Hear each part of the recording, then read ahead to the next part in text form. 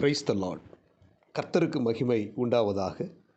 இந்த நல்ல காலை வேளையில் கர்த்தருடைய வார்த்தை மூலமாய் உங்கள் யாவரையும் சந்திப்பதிலே நான் மகிழ்ச்சி அடைகிறேன். ஏசாயா 54 அதிகாரம் 17 வசனம், உனக்கு விரோதமாய் உருவாக்கப்படும் எந்த ஆயுதமும் வாய்க்காதே போம். அன்புக்குரிய தேவனுடைய பிள்ளைகளே, இந்த குறிப்பிட்ட வேத வசனத்தை நாம் வாசிக்கும்போது நமக்கு விரோதமாக ஆயுதங்கள் உருவாக்கப்படும். ஆனால் அந்த ஆயுதங்கள் வாய்க்காமல் போகும்படி நம்முடைய ஆண்டவர் நம்மோடு கூட இருந்து நம்மை வழிநடத்துகிறார், நம்மை பாதுகாத்து கொண்டிருக்கிறார். இந்த காலை நேரத்திலே நமக்கு விரோதமாக சத்ரு பல ஆயுதங்களை உருவாக்குவான். நம்மை அழிப்பதற்காக, நம்மை வேதனைப்படுத்துவதற்காக, நம்மை நஷ்டப்படுத்துவதற்காக, நம்முடைய குடும்ப வாழ்க்கையில் நிம்மதியை இழப்பதற்காக பலவிதமான ஆயுதங்களை உருவாக்குவான். ஆனால் இந்த ஆயுதங்களை நம்முடைய தேவன் நமக்கு வாய்க்காமல் போக செய்து நம்மை பாதுகாப்பாக வழிநடத்துவதற்கு அவர் வல்லமுள்ள தேவனாக இருக்கிறார். எனவே இந்த இறைவார்த்தை கேட்கிற தேவனுடைய பிள்ளைகளே, நீங்கள் சோர்ந்து போகாதீங்க, கவலைப்படாதிருங்கள். நீங்கள் உதாரணத்துக்கு பார்த்தீங்கன்னா, யோபுடைய வாழ்க்கையில் யோபு அநேக ஆயுதங்களை சாத்தான் அநேக ஆயுதங்களை யோபுக்கு செலுத்தினான். ஆனால் ஆண்டவர் அந்த யோபுவை பாதுகாத்தார். இறுதியில் பார்த்திங்கன்னா, அந்த யோபு இழந்து போன எல்லாவற்றையும் திரும்ப பெறுகிறான். அந்த சாத்தான் செலுத்திய ஆயுதங்கள் ஒன்றும் யோபுக்கு வாய்க்காமல் போனது. இறுதியில் அந்த யோபு இழந்து போன எல்லாவற்றையும் திரும்ப பெற்றது போல நம்முடைய வாழ்க்கையிலும் ஆண்டவர் இழந்து போன எல்லாவற்றையும் திரும்ப கொடுக்க வல்லமுள்ளவராக இருக்கிறார். இஸ்ரவேல் ஜனங்களுக்கு எதிராக கோலியாத் என்கிற ஆயுதத்தை அந்த ஜனங்கள் பெலிஸ்தீர்கள் உருவாக்கிட்டே இருந்தார்கள். எப்படியாவது இந்த இஸ்ரவேல் ஜனங்களை அழிக்கணும், அதுக்குன்னு சொல்லி ஒருத்தனை சிறு வயதிலிருந்தே வளர்த்து அவனுக்கு பயிற்சி கொடுத்து அவனை ஒரு சிறந்த ஒரு ஆயுதமாக, அவனை பலசாலியாக உருவாக்கி கொண்டே வந்தார்கள்.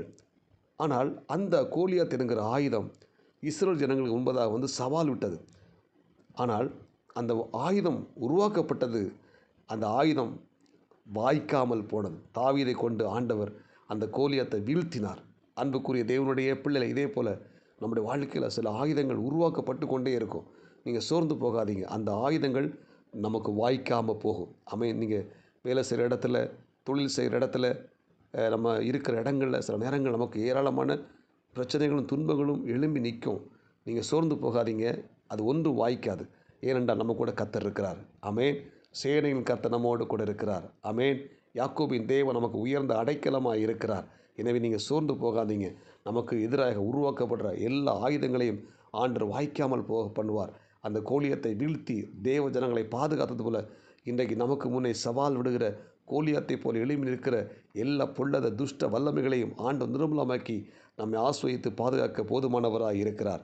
அதுபோல் பாருங்கள், இஸ்ரவேல் ஜனங்களை அழிப்பதற்காக பாலாக் என்கிற ராஜா மூலமாக பிலேயாம் என்கிற தீர்க்கதரிசியை அணுகி, எப்படியாவது இந்த தீர்க்கதரிசி மூலமாக தேவ ஜனங்களை சபிச்சிட்டாலே போதும், நம்ம ஈஸியாக அந்த ஜனங்களை அழித்து விடலாம் என்று சொல்லி தந்திரமாக திட்டம் போட்டு அந்த பிலேயாம் மூலமாக தேவ ஜனங்களை சபிப்பதற்கு ஒரு ஆயுதம் உருவாக்கப்படுகிறது. ஆனால் அந்த ஆயுதத்தை ஆண்டவர் செயலிழந்து போக பண்ணினார், வாய்க்காமல் போக பண்ணினார். அவன் தேவ ஜனங்களை சபிக்கவே விடல. ஆண்டவர் இஸ்ரவேலை ஆஸ்வதிப்பதே கர்த்தருக்கு பிரியம் என்று சொல்லி அவன் இறுதியில் கர்த்தருடைய ஜனங்களை ஆஸ்வதிக்கிறான். அல்லேலூயா. இந்த இறைவார்த்தை கேட்கிற தேவனுடைய பிள்ளைகளே, நமக்கு விரோதமாக உருவாக்கப்படுற ஆயுதங்களை தேவன் செயலிழந்து போக பண்ணுவார், அதை வாய்க்காமல் போக பண்ணுவார். விசுவாசத்தோடு கூட காணப்படும். அதுபோல் எலிசாவை பிடிப்பதற்காக சீரிய நாட்டு படை வீரர்கள்லாம் மலைக்கு போய் நிற்கிறாங்க. சுற்றிலும் மலையை சுற்றி நிற்கிறாங்க. ஆனால் எலிசா தேவ சமூகத்தில் ஜெபித்து கொண்டே இருக்கிறான். எலிசாவை பிடிப்பதற்கு ஒரு பெரிய ஆயுதம் உருவாக்கப்பட்டு ரெடியாக நிற்கிறாங்க.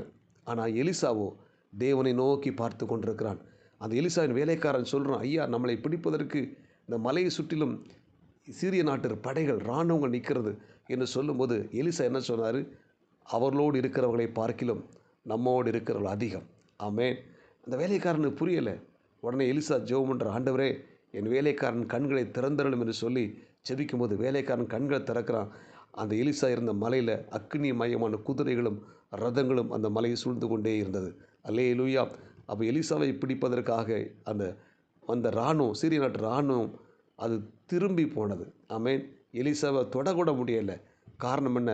எலிசாவோடு கூட தேவனுடைய சேனை இருந்தது. இந்த இறைவார்த்தை கேட்கிற தேவனுடைய பிள்ளை, நம்ம கூட தேவனுடைய சேனை இருக்கிறது. அல்லேலூயா.